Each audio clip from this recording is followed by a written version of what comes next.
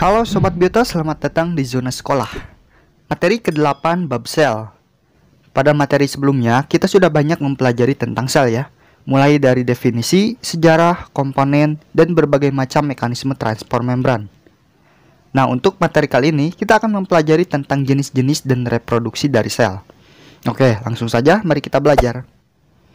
Baik Sob, jadi secara umum sel itu dibagi menjadi dua jenis. Ada sel eukariotik dan juga sel prokariotik. Eukariotik berasal dari kata iu, yang artinya sejati, dan karyon, yang artinya inti. Nah, bisa diartikan bahwa eukariotik ini itu memiliki membran inti, Sob. Dan hal inilah yang membedakan antara sel eukariotik dan juga prokariotik. Kalau prokariotik berasal dari kata pro, yang artinya belum, dan karyon, yang artinya inti. Nah, jadi sel prokariotik ini itu tidak memiliki membran inti, Sob. Nah, tapi selain itu, ada beberapa perbedaan yang lainnya. Yang pertama, letak materi genetiknya. Nah, karena eukariotik ini memiliki membran inti, jadi materi genetiknya itu ada di dalam membran inti, Sob. Artinya, eukariotik ini memiliki nukleus. Sedangkan kalau prokariotik, mereka tidak memiliki membran inti.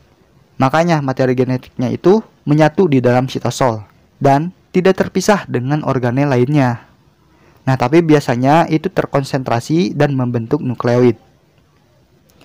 Perbedaan selanjutnya adalah pada organelnya. Eukariotik itu memiliki organel-organel bermembran seperti retikulum endoplasma, badan Golgi, mitokondria, vakuola, dan lainnya. Sedangkan kalau prokariotik itu tidak memiliki organel membran. Tapi ingat ya, bukan berarti prokariotik ini tidak memiliki organel. Karena keduanya itu memiliki ribosom, Sob. Ribosom di eukariotik itu ukurannya lebih besar, sedangkan di prokariotik itu lebih kecil. Namun untuk fungsinya sama-sama saja ya, yaitu untuk sintesis protein. Nah, perbedaan yang terakhir adalah contoh organismenya.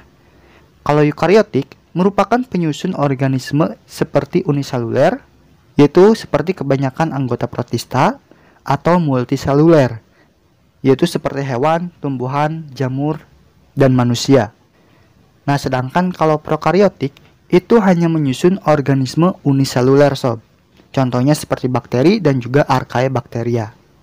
Nah, Sob, sel eukariotik itu ada beberapa jenis ya. Jadi walaupun sama-sama eukariotik, tetapi tidak semuanya sama. Contohnya kita lihat adalah sel hewan dan juga sel tumbuhan.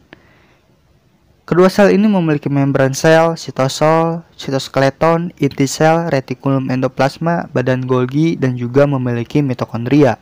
Tetapi hanya beberapa komponen saja nih yang hanya dapat ditemukan di salah satunya, Sob. Contohnya adalah di sel tumbuhan. Ada beberapa komponen yang hanya dapat ditemukan di sel tumbuhan, Sob. Contohnya seperti dinding sel, kloroplas, dan juga glioksisom. Sedangkan kalau yang hanya dapat ditemukan di sel hewan, itu contohnya adalah lisosom dan juga sentrosom. Nah, dan untuk vakuola, keduanya itu masing-masing memilikinya. Namun, untuk ukurannya berbeda, Sob.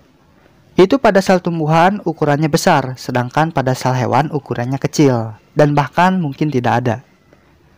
Oke, jadi itu ya jenis-jenis sel. Baik, sekarang kita akan lanjut mempelajari reproduksi sel. Tetapi sebelum kita melanjutkan reproduksi sel, Biologi TV merupakan channel edukasi dan memiliki beberapa subkonten, salah satunya zona binatang dan akuatik. Mohon bantu channel ini untuk berkembang dengan cara like video ini serta like komentar yang saya sematkan. Dan bagi sobat biota yang belum subscribe, tolong bantu subscribe untuk terus mendapatkan informasi mengenai ilmu-ilmu biologi. Semoga dengan membantu channel ini berkembang, sobat biota dapat ikut mendapatkan kebaikannya. Jadi, untuk yang telah membantu, saya ucapkan terima kasih. Oke Sob, reproduksi sel. Sel bereproduksi dengan cara membelah untuk menghasilkan sel baru, Sob. Oke, kita lihat peristiwa fertilisasi sel kelamin. Yaitu saat sel telur sudah dibuahi oleh sel maka itu akan terbentuk zigot. Nah, kemudian sel zigot ini akan terus membelah supaya lebih banyak. Dan akhirnya bisa membentuk organisme seperti kita sekarang. Nah, Sob, kita ini termasuk organisme eukariotik.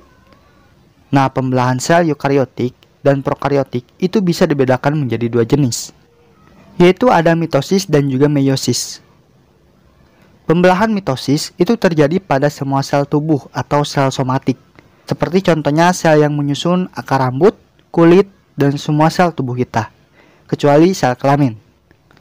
Sel tubuh kita itu memiliki 2 set kromosom, yang satu berasal dari gamet jantan dan yang satu berasal dari gamet betina sob.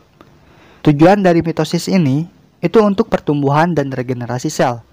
Pada pembelahan ini itu akan menghasilkan sel anakan yang memiliki sifat identik atau sama dengan induknya.